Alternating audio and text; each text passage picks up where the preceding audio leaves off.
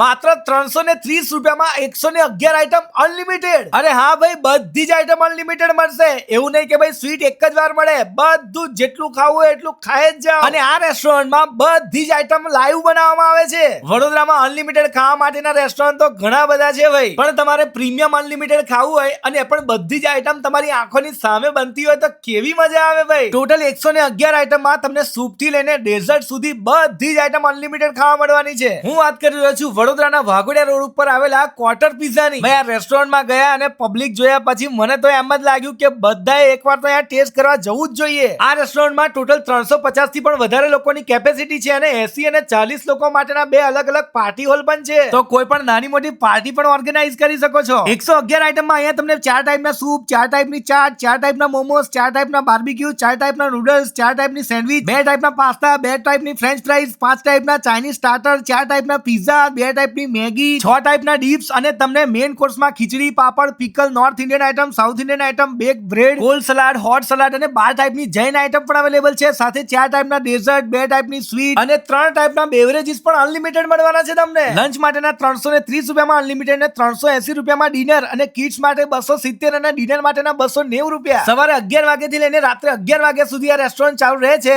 Address ને mobile number આપેલો જ છે, પહોંચી જ જજો.